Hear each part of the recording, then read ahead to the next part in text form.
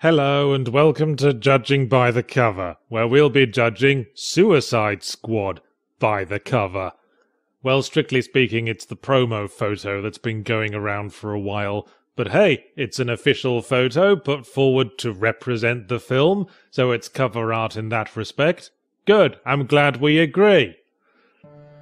Suicide Squad is an all-star crossover of the DC Universe's most iconic and memorable villains, such as Harley Quinn and... I think that's Harley Quinn. They're getting away from the classic look in favour of a sort of Rocky Horror on Ice cast member tripped and fell in some daddy issues thing. But it's not just being the only character I can fucking name that makes her stand out. She's also the only person who doesn't have a look on their face like they have just this moment been introduced to the concept of photography and aren't sure that they approve. Or to put that another way, grr, grr, grr, grr. Hiya! Grr, grr, and grr. And while we're looking for standouts, let's pan across the footwear on display. Boots, boots, boots, boots, boots, boots, boots, boots, anyone for tennis. Where the fuck does that guy on the right think he is? Because it's not the voodoo frat party he dressed up for, and why is he standing like he's auditioning to be the little red man on the pedestrian crossing? Might as well go to the far left now with the amazing square-headed man. Do you remember when you were a kid how your mum used to tie your mittens together through your coat sleeves so you wouldn't lose them? Well, amazing square-headed man took that a step further and tied a whole bunch of random garbage to his jumper, as well as a pair of catering-sized soup cans to his shins. That sets off a recurring theme in this image that I like to call the makeshift trouser accessory showcase, continuing with the next lad, who fashioned his knee pads from some kind of textured rubber mat, in case he ever needs to disguise himself as the floor of somebody's car. Otherwise, the main thinking behind his outfit seems to have been, how can I look most like a giant douche today? Well, Pop's collar, obviously. But hey, I'm a fucking supervillain, apparently. Let's go all out. 2 popped collars it is, with equal signs on them, as in popped collar equals giant douche.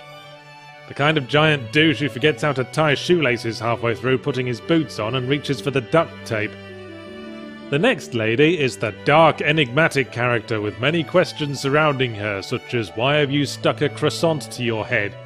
Sadly, we can't see her trouser accessories because there's another lady in the way, who wondered, how can I bring across that I'm Japanese as heavy-handedly as possible? I suppose painting the flag on my forehead might do the job, but wait, what if my hair falls in front of it? Best wear the armband as well. Also, her trousers are slashed up, because that's what happens when you try to put your sword back in its sheath with a mask fucking up your peripheral vision. You silly moo! She's leaning to the left because she had to move her head out of the way of the massive stiffy the next guy sprouted when the ladies started groping him in stereo. Can't think what they see in him though, because his trouser accessories are the weakest of the lot. Look at that! It's a fucking rectangle. It's not even straight. What, did you glue your bus ticket to your leg on the way in? D-, must try harder. We already covered Hattie Quishues. Suffice to say, she doesn't seem to have an entry for the knee pad fashion show, but she does have some tattoos. This was the highest resolution I could find, I'm afraid, but I'm pretty sure that's a shopping list. Looks like she needs waffle mix, hot dog buns, and bog roll. And then we see why she chickened out of the knee pad contest, because she was standing next to these beauties. I think he must have nicked the other 2 guys' knee pads and combined them together into knee pad Voltron. In fact, he's put more effort into his whole outfit than anyone else, a fact which his face indicates is not lost on him in the slightest. Look at who I have to work with. Captain of the Transylvania bowling team, Mr. Sleeps in a bin behind a charity shop, Commander Bus Ticket Knees. Do you know how long it took to strap all this random bullshit to myself? I don't even remember what most of it's for. I think this thing on my upper arm is an egg slicer. The next bloke is probably the most sensibly dressed of the squad, which is just as well, because he's got skin like a poorly maintained gravel driveway. He and Riverdale's Most Wanted over there both seem to have the same faintly confrontational look as everyone else, until you look down and see that it totally looks like he's getting jerked off. Then their faces start to tell a whole new story.